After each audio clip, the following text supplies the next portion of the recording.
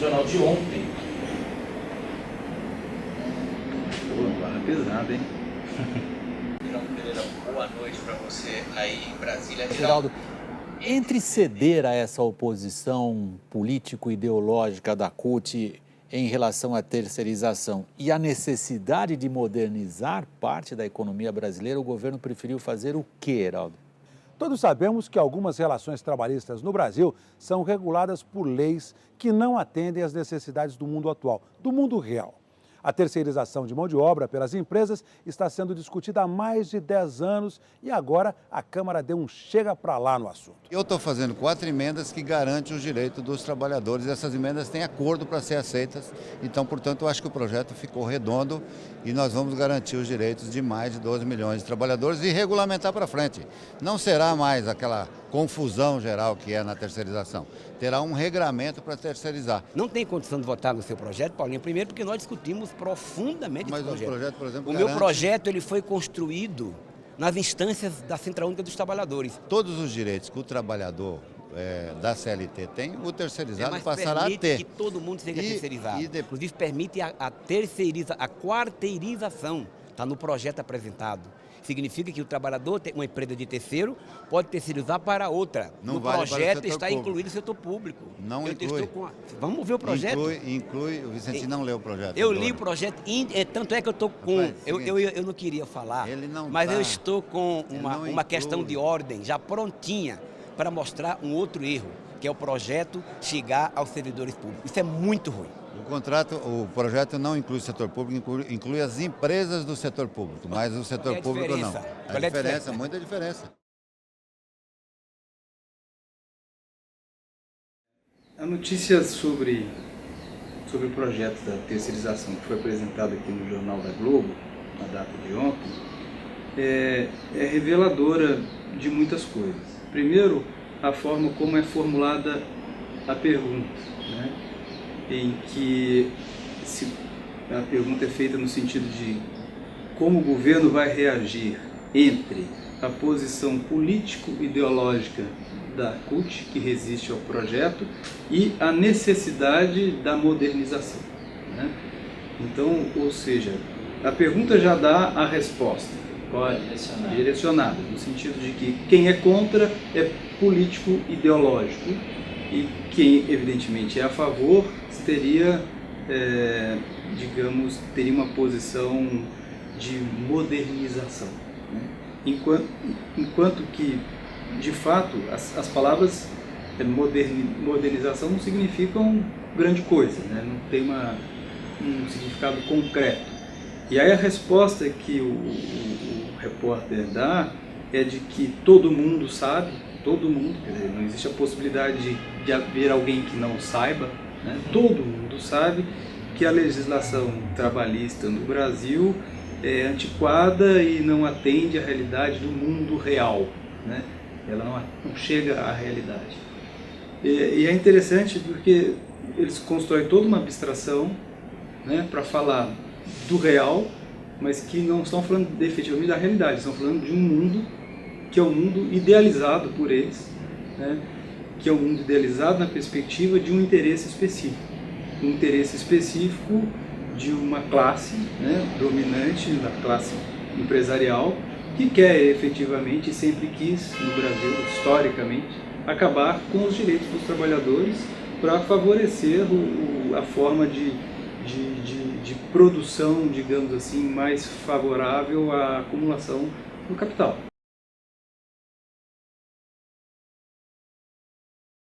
Se as pessoas que estão envolvidas nesse processo, apaixonadamente envolvidas ou por ponto de vista de interesses, mas estão tendo que se manifestar, né? Quando elas assistirem esse vídeo daqui a uns 5 anos, o tempo delas, elas vão ter vergonha do que estão fazendo agora, né? Porque é de uma profunda irracionalidade, de uma profunda agressão. Os jornalistas, inclusive? Os jornalistas, sobretudo, né? Os jornalistas, sobretudo. Porque vão se arrepender porque isso terá efeitos. Vão se arrepender porque isso terá efeitos. Não é possível imaginar que você defenda a barbárie e a barbárie se organize, né? A barbárie não se organiza, a barbárie gera barbárie. Então as pessoas vão olhar para trás, para esse momento histórico, e falar: o que fizemos?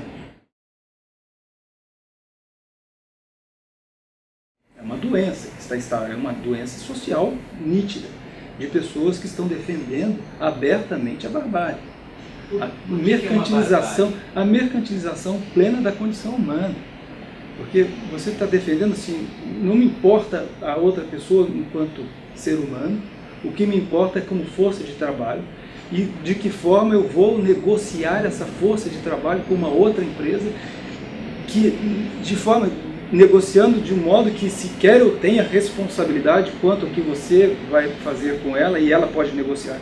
O Vicentinho falou corretamente, o projeto, na entrevista, o projeto prevê a possibilidade da quarteirização. E o Paulinho não leu o projeto. Ele falou que o Vicentinho que leu, mas ele que não leu, dizendo que isso não consta do projeto. Consta efetivamente a possibilidade de quarteirização e então uma empresa que contrata outra para contratar trabalhadores. Uma forma de uma empresa se relacionar com uma outra empresa no sentido de que em vez desta primeira se preocupar com todo o processo produtivo, ela tenha parceiras, né, que tenham especialidades produtivas e elas conjuntas fazem parte de um processo produtivo, não uma empresa sozinha, né? Se você pensa assim, você está tratando de empresas que que são em si unidades produtivas. Unidades produtivas que se acumulam, né, que se somam no processo produtivo. Isso é uma empresa que contrata outra. Que contrata uma empresa de carro que contrata uma empresa que produz o chicote elétrico, a outra que produz o pneu, um carro, né? O carro é uma soma de produtos que gera um outro produto final, que é o próprio automóvel, mas que ele é cheio de outros produtos, né? Então essa realidade pensada do ponto de vista de terceirização, se você pensar a terceirização nessa perspectiva, que muitas vezes é disso que eles estão falando, né? Isso sempre existiu. É a possibilidade, por exemplo, da empresa que produz o pneu, já é a especializada, produzindo o pneu, ela não contratar os seus empregados diretamente para produzir o pneu, mas contratar uma empresa que vai contratar os empregados para produzir o pneu dela. Ou seja, a terceirização na atividade fim. É isso que está dito aqui. Inclusive, que está em jogo com esse projeto, esse PL 4.330. Uma faculdade, uma escola, e você não pode terceirizar o professor. Não pode. Por esse projeto, pode. Só que muitas pessoas vendem isso como algo positivo. Agora eu vou poder terceirizar o professor. Mas como que isso pode ser positivo? Uma empresa, uma escola, contratar uma outra empresa, que essa outra empresa vai contratar professores para trabalhar naquela escola. Isso não tem um sentido lógico disso, do ponto de vista da melhoria do serviço. Porque se a escola, a essência dela é prestar serviço educacional, por que ela precisa contratar uma outra empresa para contratar o trabalhador, que essa outra empresa não seria propriamente uma escola? Ela deixa de ser escola. Ela passa a ser apenas o quê? Uma agenciadora de mão de obra, uma empresa comercial. A escola é um comércio que vai contratar pessoas para fazer um serviço para obter com isso um lucro. O que é uma escola? Nada além de um shopping center cujo objeto é comercializar mão de obra. A escola tem um capital, né?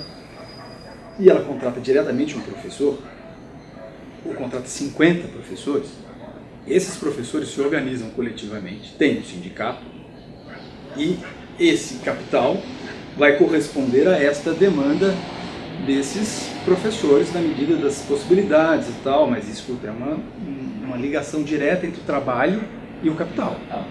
Se você coloca um intermediário, esse intermediário é um capital menor do que aquele, porque senão ele não estaria prestando serviço. Nessa relação desses professores com esse outro capital, já há uma diferença em torno de possibilidades, né? Sem contar que, ainda assim, quem controla tudo é a escola, de uma tal forma que ela pode exigir daquela empresa, por exemplo, que ela não quer determinado professor. E os professores podem ser, segundo nessa relação, como eles são desvinculados da escola, eles perdem identidade com a escola e perdem identidade entre si também. Sim. Porque essa empresa pode não ser uma empresa, pode ser duas, pode ser três, pode ser quatro. A escola pode contratar uma empresa para os professores de educação física, uma empresa para os professores de matemática, uma empresa para os professores de humanas, de exatas, vamos imaginar assim. Então esses professores não se identificam entre si, eles são fragilizados na perspectiva do poder de negociação, os sindicatos. Com quem que eu falo? Né? Com quem que eu falo. Você ficou sabendo que o professor de matemática foi dispensado?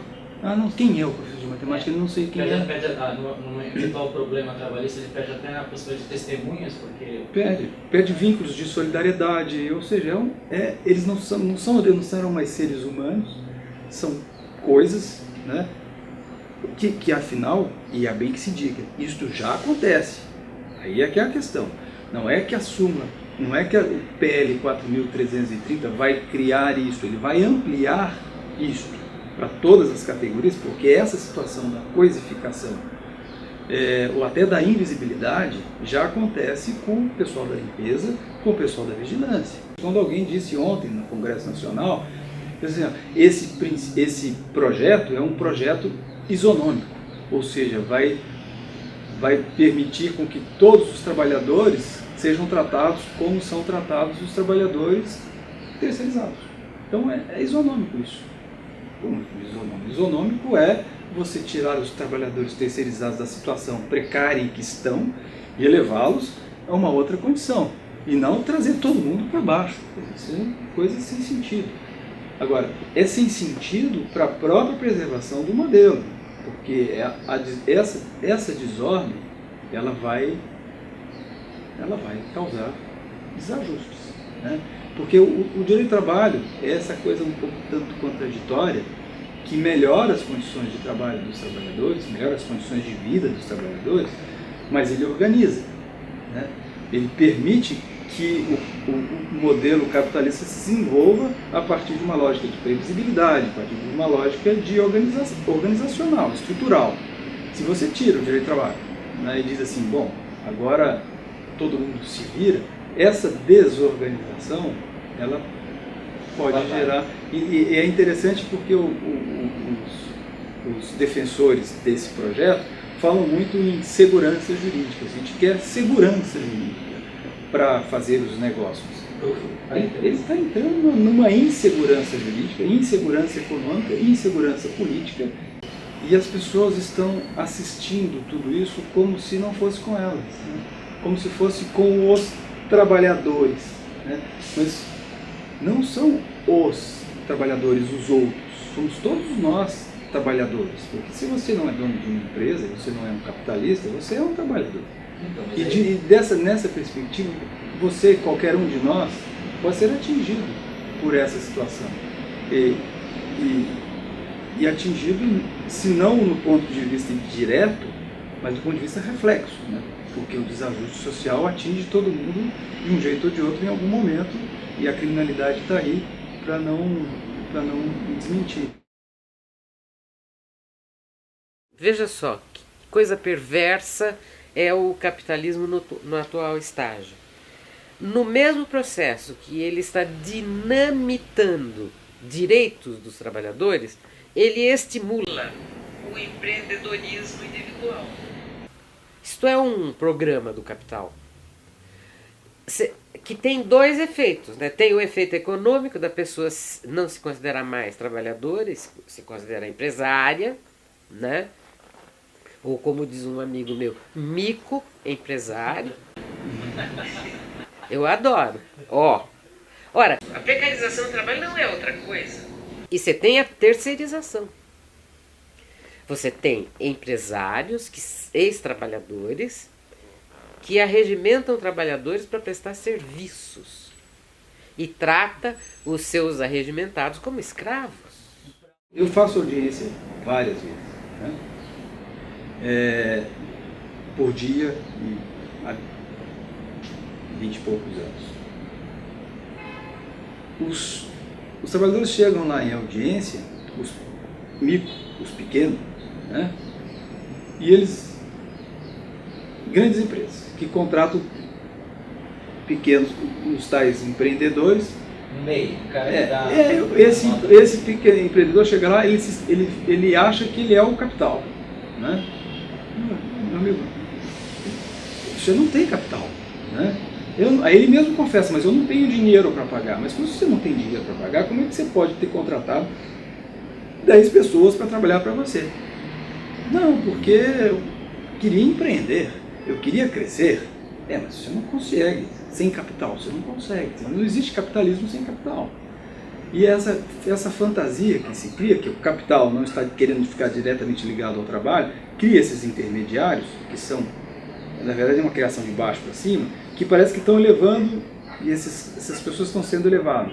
Elas não estão sendo elevadas para lugar nenhum, né? Elas estão sendo convencidas de algo que elas não são, e quando elas se dão conta, elas estão sentadas lá numa sala de audiência com uma dívida enorme, e mesmo assim não se percebe o tanto que foram exploradas pelo grande capital, e acusam o culpado da situação, o trabalhador, ou a justiça do trabalho, e, claro, o direito do trabalho.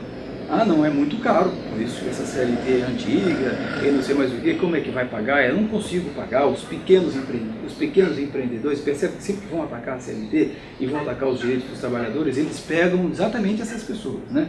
Coitados dos microempreendedores, coitado da pequena empresa, ela não tem condições de pagar os direitos trabalhistas, que são muitos.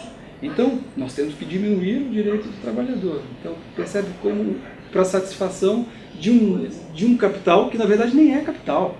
E eles defendem os interesses que pensam que são deles, mas que não são deles, são daqueles que estão explorando a eles. É a lógica do oprimido com a lógica do opressor. Ninguém quer ser trabalhador, todo mundo quer ser microempresário. Todo mundo quer ser... Essa é uma situação um pouco mais complicada, porque ela atinge inclusive o próprio trabalhador, muitas vezes, né, que se submete a uma exploração na perspectiva de que um dia ele poderá estar naquela posição de microempreendedor, aquele sonho, assim, hoje eu bato cartão, mas no futuro eu não vou passar por isso. Então ele se submete. Então, aí é que eu acho que está um pouco a lógica do Lavoisier, né, de que a exploração existe, sobretudo, na perspectiva do explorado de um dia ser explorador. E já estamos em 60 mil na rua, numa véspera de feriado, professor unido! O professor chegou! Greve é a essência da democracia, a essência da dinâmica que pode gerar a superação desse modelo de sociedade. E é exatamente por isso que ela é muito combatida, né? Pelo modelo que tenta preservar a ordem, preservar o status quo. Né? Porque na greve as pessoas se solidarizam, as pessoas se compreendem, as pessoas se enxergam, as pessoas se veem no processo, se veem enquanto pessoas. Greve é um momento de começo da emancipação, mesmo em derrotas, né? Mesmo em derrotas. Claro que com vitória é muito melhor, né? Mas grevista, que é grevista mesmo, tem que estar habituado às derrotas, né? Porque é o que é o mais comum de ocorrer, infelizmente. Já é difícil a gente fazer a leitura do que está acontecendo, né? A gente fazer as leituras históricas é fácil porque os fatos já ocorreram, a gente já tem os efeitos disso, a gente tem dados, a gente tem análises, né? Então você pega autores que te ajudam, você pega os dados, você vai fazendo análises históricas do momento que aconteceu. Fazer a análise do momento presente já é difícil, né? A gente sempre incorre em dificuldades de percepção, e às vezes você tem que fazer análises também que são estrategicamente importantes para o momento, sabe-se lá, as coisas não são simples, é um processo em construção. Se a gente está nesse momento hoje, como você disse, olhando a votação no Congresso, aprofundando, né, indo profundo, assim, no sentido de desânimo mesmo, de angústia, de saber como a sociedade pôde chegar a esse ponto, né? Eu acho que em pouco tempo talvez a gente esteja levando, em outras condições. Eu acho que as coisas não são para desanimar completamente, não. As minhas análises, as minhas perspectivas são sempre no sentido de que a gente tem condições de sair do buraco. Até porque se a gente não tiver essa perspectiva, quando for fazer análise, for fazer manifestações públicas, como essa que eu estou fazendo, se não for para isso, é melhor ficar calado, né? É melhor ficar em casa e deixa o mundo se ferrar, né? Se danar. As pessoas que acabam indo para uma lógica de relação de poder, né? Que se distanciam, né? Que vão, sei lá, para o Supremo, para o Congresso, vão para eles, as pessoas vão perdendo um pouco de contato, seja com os trabalhadores mesmo na sua materialidade, nas greves, né? Porque eu participo das greves, eu vou, vejo o que está acontecendo, e perde contato também com os jovens, com a geração que está chegando, né? E o que eu tenho visto repetidas vezes são em contato com o MPL, em contato com esses movimentos sociais e vários coletivos de trabalhadores, de estudantes. A nossa juventude brasileira é espetacular. Fala assim, emocionado mesmo, sabe? E então vem coisa pela frente. Porque não são esses caras que estão lá no Congresso Nacional que vão determinar o que vai ser o país, não.